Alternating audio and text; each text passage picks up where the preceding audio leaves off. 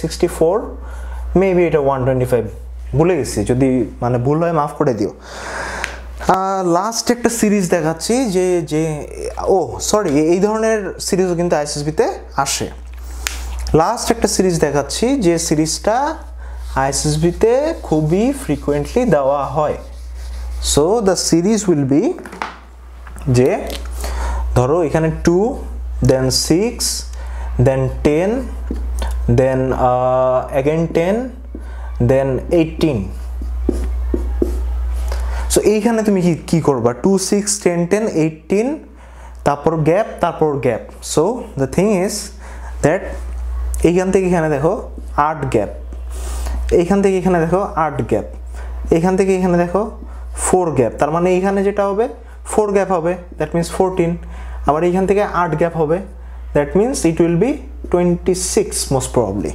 So এই ধরনের series কিন্তু আইএসএসবি তোমাকে দিবে। সো তোমার খেয়াল রাখতে হবে যে সিরিজে এই ধরনের ভাবে তোমাকে বোকা বানানো যেতে পারে।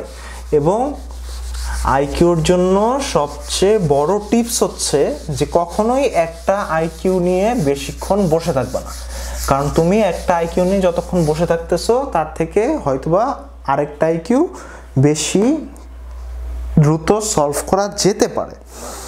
এখন যদি আমরা পরবর্তী আইকিউ টাইপে যাই, তাহলে যে জিনিসটা নিয়ে তোমাদের সবচেয়ে বেশি প্রবলেম হয় অনেকটা, সেটা হচ্ছে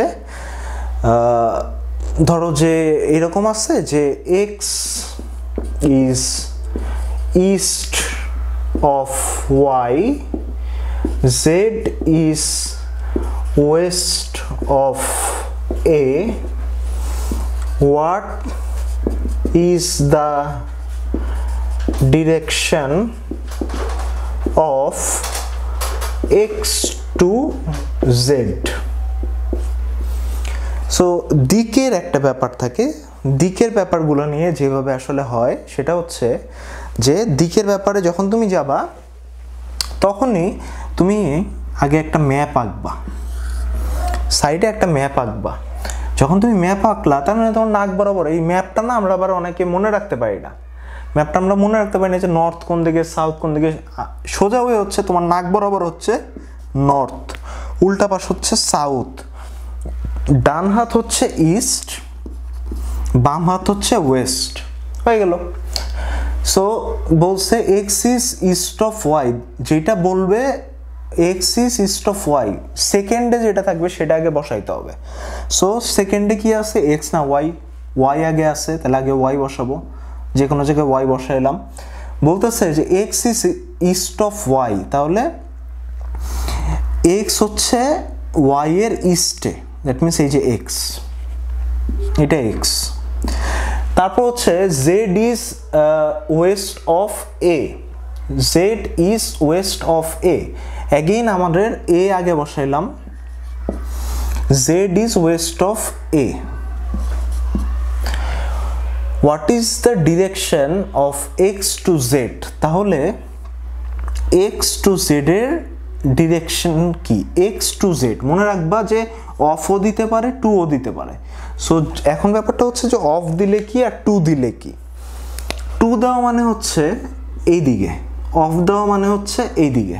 এখন আমার কোশ্চেনে কি আসছে, আমার কোশ্চেনে আসছে হচ্ছে x to z, x to z মানে হচ্ছে এক্স থেকে জেডের দিকে। যদি আমাকে বলা হইতো এক্স অফ জেড, তাহলে এটা হইতো opposite direction.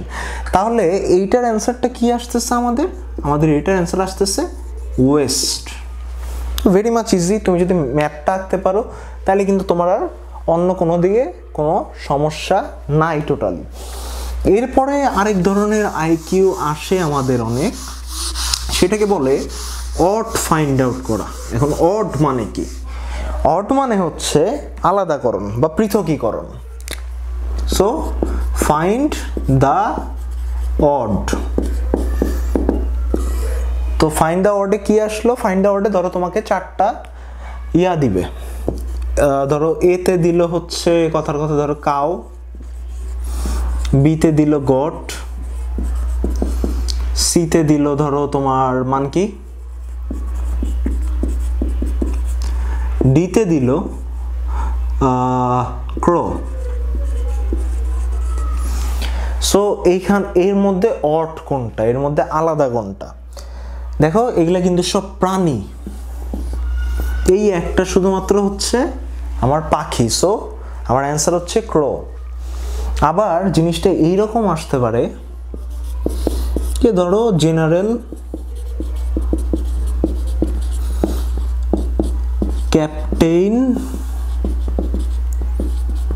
Admiral and major. বুঝতেই পারতেছো যে জেনারেল একটা আর্মির র্যাঙ্ক, ক্যাপ্টেন একটা আর্মির র্যাঙ্ক, মেজর একটা আর্মির র্যাঙ্ক, শুধুমাত্র অ্যাডমিরাল হচ্ছে নেভির একটা rank. So this is the odd finding. So আমাদের আরেকটা টাইপ শেষ। এইভাবে টাইপ বাই টাইপ যদি তুমি করতে পারো, একটা টাইমে দেখবা যে তুমি বস হয়ে গেছো আইকিউ। কিন্তু টাইপ ধরে ধরে করতে হবে। নর্মালি আমাদের গাইড বইগুলোয় কিন্তু টাইপ ধরে করা নাই, এটাই হচ্ছে একটা বড় সমস্যা। তারপর যেটা থাকে সেটা হচ্ছে তোমাকে কিছু রিলেশনশিপ লাইক আইকিউস দিতে পারে। কীরকম হতে পারে? যেমন A is son of B, B is father of C, again B and D is are spouses, but D is not the child of D. So what is the relation of আচ্ছা এটা আমরা D না দিয়ে Z দিই বোঝার জন্য, Z and D. A is son of B, B is father of C, again B and D are spouses, but Z is not the child of D. So what is the relation of Z and D?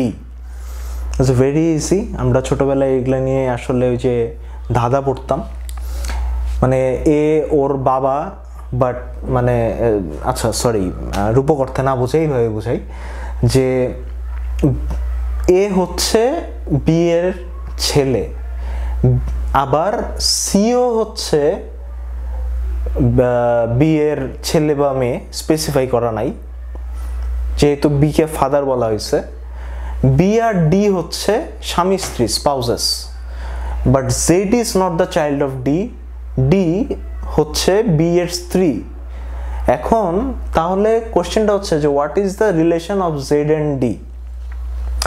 Relation will be then, যেহেতু বলা হয়েছে যে child, but এইটা বলা হয়েছে যে D এর কেউ না, সেক্ষেত্রে the answer could be son or daughter.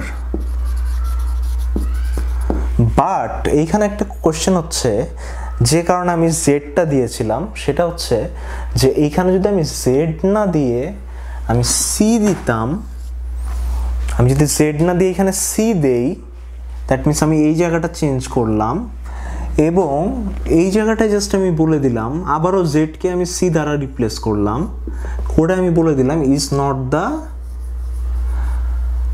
Daughter of D, তাহলে কিন্তু অ্যান্সার হয়ে যাবে সান। সো আইকিউটা বুঝতে পারছো কিনা আই এম নট ক্লিয়ার।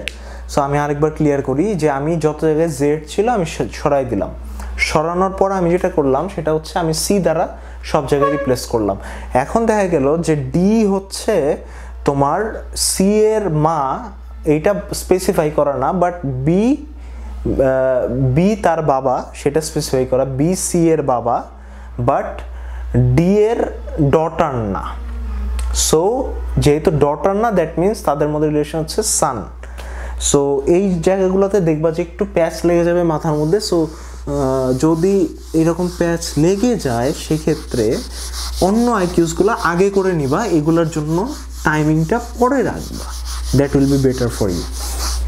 তারপর আরেক ধরনের আইকিউ আমরা অনেক সময় করে থাকি, সেটা হচ্ছে যে আমাদের প্যাটার্নসের আইকিউ থাকে অনেক সময়, আমাদের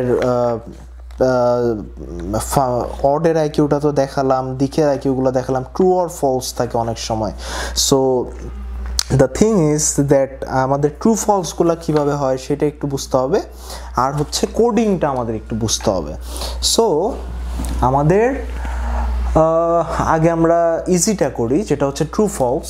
সো ট্রু ফলস কীরকম, যে তোমাকে ধরো একটা জাম্বল সেন্টেন্স আমি দিলাম, জাম্বল সেন্টেন্স দেওয়া হলো তোমাকে একটা, এবং এই জাম্বল সেন্টেন্সটা কি দেওয়া হলো, যে sun west rises in. So sun west rises in, এটা কি ট্রু না ফলস সেটা তোমার কাছে জানতে চাবে, যে true or false.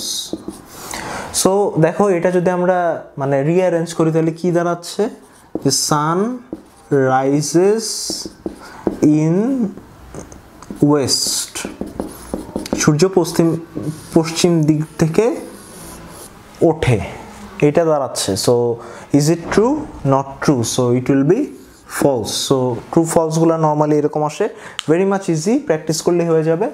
Now we are getting for the last one of this class and the tough one, যেটা অনেকেরই করতে সমস্যা হয়, that is the coding one. Coding জিনিসটা কি, ধরো আসলো এ বি ডি এফ সমান সমান কথার কথা সিই এফ এল, তাহলে তোমাকে বললো এটা দেওয়া আছে, ধরো এটা দেওয়া আছে যে গিভেন এটা, সো তোমাকে বললো জেড পি আর এস সমান সমান কি। সো এই ক্ষেত্রে আমরা যেটা করব, আমাদের যে রাফ খাতাটা থাকবে এটা খুবই ইজি, বাট আর একটু টাফ আসতে পারে, সেই জন্য আমরা রাফ খাতায় আমাদের যে 26টা যে আলফাবেট সেটা 2 ভাগে ভাগ করে লিখব। 2 ভাগে ভাগ করে কিভাবে, এ বি